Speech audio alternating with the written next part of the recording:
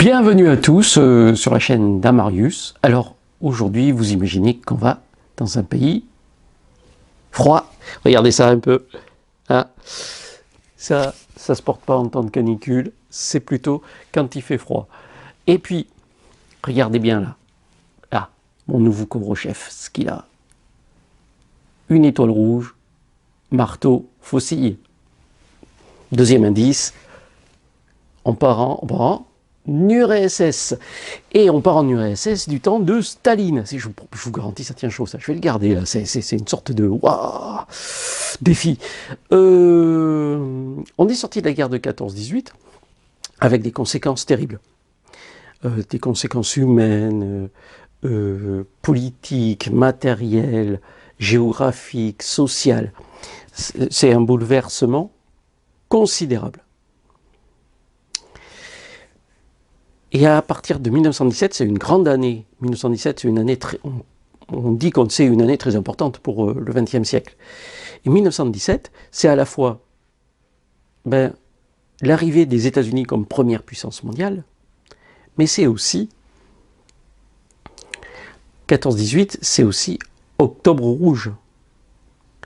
La révolution d'octobre, c'est l'arrivée au pouvoir du Parti communiste russe, du parti bolchevique, si vous voulez, aussi, on peut dire, et de Lénine, personnage ô combien important.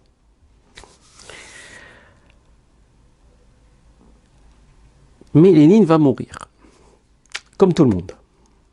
Voilà. Même peut-être s'il se croyait immortel ou invincible, je ne sais pas, mais il va mourir. Et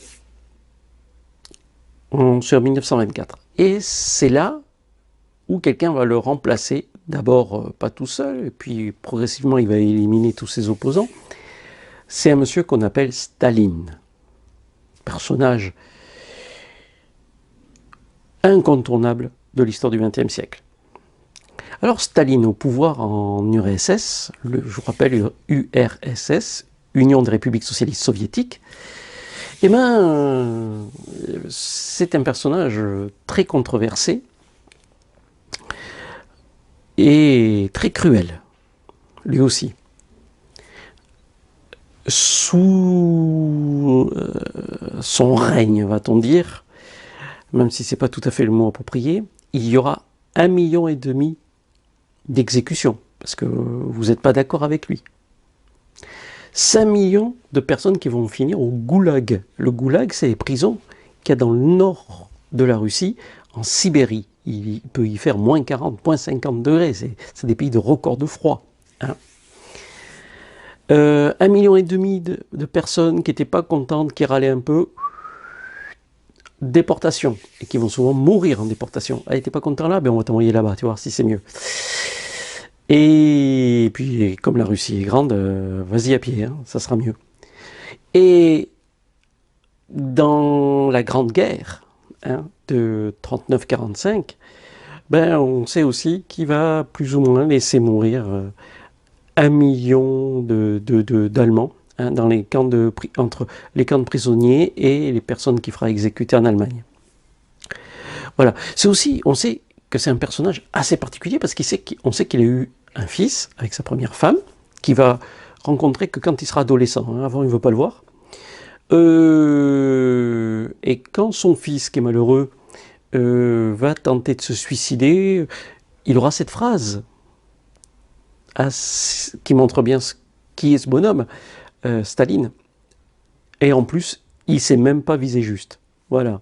Donc ton fils essaye de se suicider avec un revolver et tu dis, tiens, et en plus, il n'a même pas visé juste. Bon. Voilà.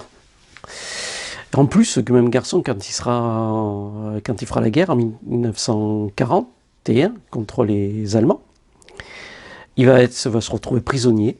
Le lieutenant Staline va se retrouver prisonnier. Et du coup, les Allemands, voyant ça, quelques années plus tard, ils vont essayer de l'échanger contre un maréchal qu'ils ont perdu, le maréchal von Paulus, pendant la bataille de Stalingrad. Ils perdent la bataille de Stalingrad et le maréchal va se retrouver prisonnier avec les autres soldats allemands. Et ils disent, Hitler essaye de récupérer son maréchal. Il propose un échange. Je te rends ton fils, tu me rends mon maréchal. Et là, il aurait répondu un lieutenant vaut pas un maréchal.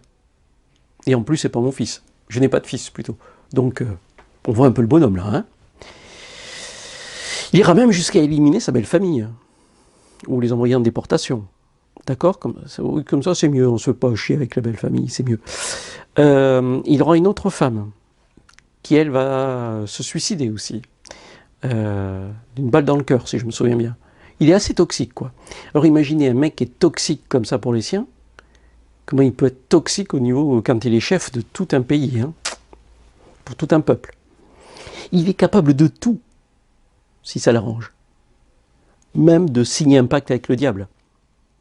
Car il va quand même être allié d'Hitler au début de la guerre. Même si Staline, à un moment donné, se retourne contre Hitler, parce que c'est Hitler qui l'attaque de toute façon. Mais au départ, ils sont alliés, parce que ça l'arrange. Il récupère de la technologie allemande, il va vendre, lui, aux Allemands, du charbon, de l'acier, du pétrole, ce dont manquent les Allemands, et pour faire cette guerre. Et ça l'arrange. Donc, et puis d'aller écraser la Pologne aussi, ça l'arrange. Hein, il veut récupérer une partie de la Pologne. Donc, bon, ben, il va s'allier avec les Russes, avec Hitler, avec les Allemands. Donc, bon, voilà. Et Staline exerce une autorité considérable sur l'URSS. C'est un dictateur. Voilà. En 1929, c'est une année importante pour l'URSS et Staline. Il impose le grand tournant de la collectivisation. C'est quoi la collectivisation? C'est mettre tout au service du peuple. Donc la propriété n'existe plus et toutes les terres, par exemple, qui appartenaient aux paysans, on leur dit ça vous appartient plus, le bétail ça vous appartient plus, tout ça, ça appartient au peuple. Ok? Et les paysans sont contraints de rejoindre des fermes collectives, hein, les sovkhozes ou les kolkhozes. La différence entre kolkhoz et sovkhoz, si vous voulez, c'est que les sovkhozes sont plutôt des fermes d'État, des exploitations agricoles, et les kolkhozes plutôt des coopératives. Voilà, hein, si vous voulez, comme ça on fait toute la chaîne de production agricole. Ça,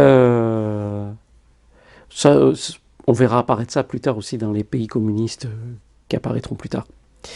Mais il va se heurter à quelque chose. Certains paysans sont très attachés à leurs terres. Et vont préférer brûler leurs récoltes, abattre leur bétail, plutôt que de le redonner à Staline et au Parti communiste, plutôt que d'être nationalisés aussi. Hein, voilà. Du coup, la production va s'effondrer. La production agricole va s'effondrer dans ces années-là. Et en 1932-1933, il y aura une énorme famine sur la Russie. Ces paysans rebelles, qui ne veulent pas se laisser faire, on les appelle les koulaks. C'est un peu péjoratif, c'est un peu les profiteurs, quoi. Hein, les koulaks. Il ne faut pas confondre goulag, les prisons, et koulaks, les paysans rebelles. Et ce sont souvent des paysans qui avaient des terres, pas mal de terres, même des ouvriers agricoles, et qui vivent bien, quoi. Et ces koulaks vont être exécutés. Vous n'êtes pas d'accord, ben, c'est la méthode de Staline, hein, de toute façon. Tu n'es pas d'accord, tu es exécuté ou déporté. Les autres vont vite comprendre et vont être obligés de livrer leur récolte, livrer leur bétail, il n'y a pas de souci. Le but de Staline, quand il fait tout ça, c'est pas que simplement mettre tout le monde sur un pied d'égalité, comme le veut le communisme, dans l'idéal. C'est surtout financer, à travers ça, l'industrialisation de l'URSS. Il veut faire rentrer la Russie, l'URSS, donc, dans un monde moderne. Sortir de l'archaïsme rural dans lequel il vit et rentrer dans un monde moderne. Voilà, du XXe siècle. Staline a fait de l'industrialisation sa priorité. Et va même privilégier l'industrie lourde, c'est-à-dire l'acier, le fer, d'accord ? Toutes les entreprises vont être nationalisées. elles appartiennent à l'État. L'économie est planifiée sur 5 ans. D'accord? On appelle ça le gros plan. C'est une planification de tout ce qui doit être produit sur 5 ans. Un plan quinquennal, on appelle ça. 5 ans. Quin, quinquet, quinca, 50, vous voyez, quinquennal, 5. Tout est en 5. Alors, il y a cet organisme d'État qui est chargé de planifier les objectifs économiques, qui s'appelle le gros plan. Et ces objectifs économiques, c'est à la fois ce qu'on doit produire et dans quelle quantité. Donc il y a des objectifs. Et si on n'atteint pas les objectifs, eh ben on va en prison, tout simplement. Les responsables des objectifs, c'est une bonne place, mais s'ils n'y arrivent pas, c'est le goulag. D'accord? Voilà.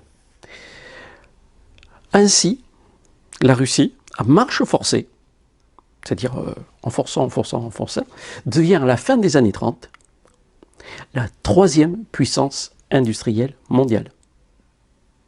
Mais, attention, le niveau de vie des Russes est très bas. Alors certes, il a réussi à monter un pays très industrialisé, très moderne, mais avec un niveau de vie de la population qui reste très bas, très inférieur au niveau de vie des Allemands, des Français, etc. Alors rappelons que l'URSS est un État totalitaire, c'est-à-dire c'est une dictature, commandée par un parti unique et un personnage qui commande. Le premier secrétaire du parti, on appelle ça. Le premier secrétaire du parti, c'est Staline. Un parti unique, comme c'est le cas en URSS avec Staline, s'appuie sur une police très politisée, une police politique, donc, qui va être entièrement soumis à l'autorité du chef, ok? Qui va pratiquer la terreur, donc on en a peur, hein?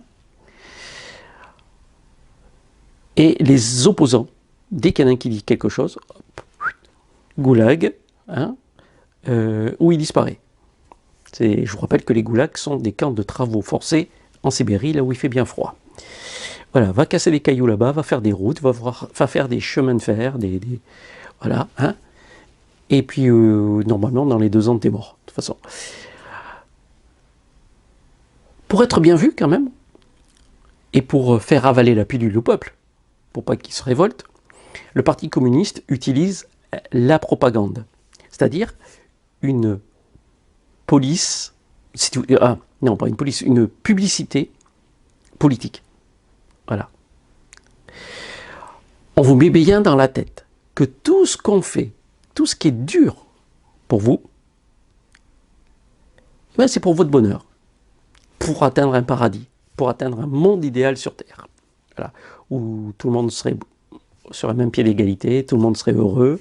Voilà, c'est accepter que ça soit dur maintenant pour des temps meilleurs après.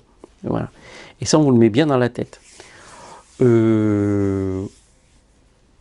avez un livre là-dessus qui s'appelle 1984 de George Orwell. Il y a un film aussi que vous pouvez voir, 1984, où comme ça on est sur des dictatures qui maîtrisent la communication. Vous n'avez d'autres sources d'informations que celui du parti ou que celui du chef. Et on va même jusqu'à changer l'histoire en permanence. D'ailleurs, c'est le métier du héros, hein, de changer l'histoire. Voilà. Donc c'est une dictature. Hein. Même si on va vers un monde idéal, moderne, il faut oublier l'absence de choix. On n'a pas le choix. C'est comme ça. On obéit. On n'a pas de liberté. Donc ça, c'est le corollaire de la dictature. Et pas d'infos. Hein. L'information est généralement fausse. Voilà, c'est le monde de Staline, tout ça. Vous avez vu, c'est pas rigolo. Hein. Mais Staline, il se méfie de l'armée. Tiens, par exemple, dans les années 30, avant la guerre, il va aussi purger l'armée. Tous les officiers, qui sont pourtant de bons officiers, hein, qui sont carrés, qui ne lui plaisent pas, limogés ou éliminés. D'accord? Voilà, c'est-à-dire que... et ça va lui coûter plusieurs défaites au début de la Deuxième Guerre mondiale, parce qu'il n'y a plus de bons officiers. Il les a fait éliminer. Hein. Ah, l'URSS de Staline. Voilà. Donc vous voyez un petit peu qui est le personnage maintenant, et vous voyez à quoi ressemblait l'URSS, hein, du temps de la collectivisation des terres, du temps de la nationalisation des entreprises, et de la mise en place de son système à lui, son système communiste à la Staline. Après, il va très bien communiquer, hein. Ça sera toujours en sa faveur dans la communication, des films qui parlent de lui en le mettant en avant, il a un sosie pour le remplacer dans des films, qui est plus grand que lui, comme ça fait plus... il y a une plus grande prestance, et il va avoir un surnom, le petit père des peuples, d'accord, hein, celui qui va, justement, qui est là pour aider le peuple. Voilà, donc tout ça, ça vous montre un petit peu ce que c'est qu'une dictature, et ce que c'est que l'URSS à cette époque-là. Alors, si tu as aimé cette vidéo, parce que j'espère que tu as aimé, parce que moi j'ai souffert là-dessous, hein, parce que c'est chaud. Hein. N'hésite pas à mettre un pouce, à t'abonner et à en parler. Voilà, à très bientôt.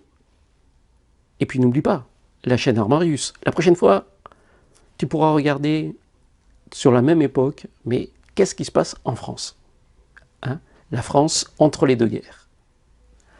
À très bientôt avec Armarius.